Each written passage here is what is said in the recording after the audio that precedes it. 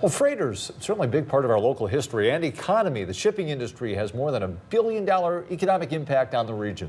The Paul R. Tregurtha is the crown jewel of its fleet, and it makes a lot of trips through our area. And tonight we take you on board and introduce you to the men and women who keep the big ship on course. 13 ABC's Lisa Guyton and videographer Todd Gertner had a rare opportunity to go along for the ride as the ship unloaded coal in the Detroit area and Monroe. It's a story you'll only see right here. The Paul R. Tregurtha is also known as the Queen of the Lakes. It is the largest freighter out on the Great Lakes today. It is more than 1,000 feet long and 100 feet wide, and these cargo holds carry tens of thousands of tons of cargo every single trip. She's an engineering marvel. The great ship of the Great Lakes moves quietly and efficiently through the water.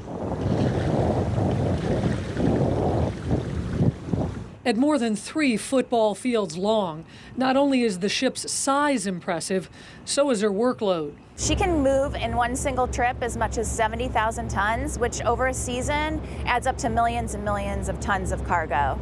And to give you an idea just how much cargo 70,000 tons is, Interlake Steamship says it would take 700 train cars or 2,800 trucks to move the same amount the Tregurtha carries in a single trip. You were out this morning. I mean, you got an idea of the volume that we're talking about here. It's a mountain of coal, yeah. And there's a lot of engineering that goes into moving the cargo from ship to shore.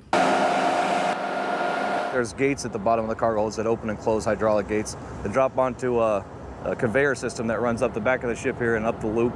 Once we start unloading, the ship will rise, so you have to counterbalance with ballast water and stuff like that to keep the draft straight and keep the boat straight, keep it from bending too much. It takes a lot to get the Tregurtha from point A to point B. The ship and crew work around the clock, running day and night. Everybody has a vital role, whether you're a deckhand, a cook, an engineer, mates. We're a big team, and it's a team sport out here. And it's not just cargo the crew is taking care of. There are often VIP passengers on board who have a private area on the ship that you might not expect to see on a freighter. We're our own village here, self-contained, and we're just like a big family on the boat. The Tregurtha is one of 9 ships owned by Interlake Steamship, the largest privately held fleet on the Great Lakes. The company moves cargo for a number of different industries. Any given season, we can move close to 20 million tons of iron ore, coal, and stone. Captain Dave Johnson has worked on the lakes for decades. Roger, Paul R. Tregurtha. He started as a deckhand and worked his way up. A lot has changed since the captain's first days on the job. The biggest shift is in the pilot house, where there are now things like electronic navigation and satellite weather forecasts. 1030, over. We didn't have all these fancy electronics in the early days, it was all mostly visual. There are dozens of freighters sailing all the Great Lakes. On this day, our trip took us through the St. Clair River to Lake St. Clair, then through the Detroit River, and finally into the western basin of Lake Erie. Our travels took us by beautiful waterfront homes, through downtown Detroit and under the Ambassador Bridge, where we were met by the J.W. Westcott, a boat that, among other things, picks up and delivers mail to sailors.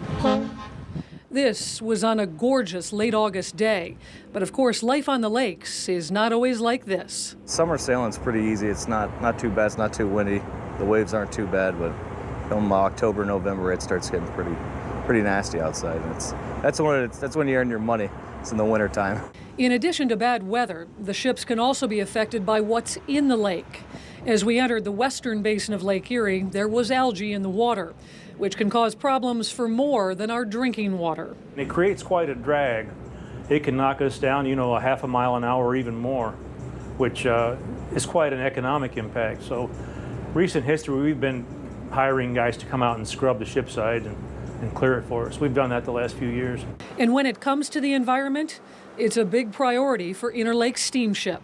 We are always looking for ways to protect our waterways and reduce our air emissions. We've been a leader in doing that since 2006. We've invested more than $100 million in our fleet. While a lot of the work is done outside, there's one place inside everyone likes to spend time. One of the most popular places on the ship is the galley or kitchen. They make 3 gourmet meals every single day. And I can tell you from experience, it's like eating in a 5-star restaurant. Paul Smith is the chief cook. He's been working in the galley for more than 25 years. Well, that's the hardest part of the job is new ideas, different things every day. We're going to have prime ribs. We're going to have scallops and butter parmesan. Then we're also going to have a chicken parmesan breast. The second cook is Denise Hanrahan. She started as a temporary cook. Years later, she's still sailing. Yeah, you might have the engine room, that's the blood, making everything work, and the pilot house being the brains, making everything go, but we're the heart, so we keep it all together. People on board have invested their lives on the lakes, and while it's a different way of life, Denise says she wouldn't trade it for anything. So I'm figuring that, most of these kids I'm watching climb up the ladder, and they'll one day be the captains, and I said, I'll be coming up with my walker on the gangway until you tell me I can't do it anymore.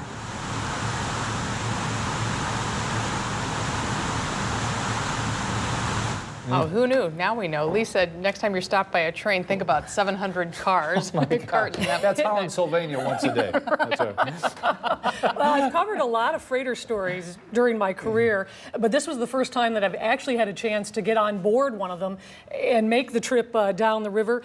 Truly incredible experience to see, the shoreline and the waterways from that vantage point. We got on board the boat at 3 in the morning in St. Clair. They were already unloading at that point. They unloaded half of their cargo there in the Detroit area.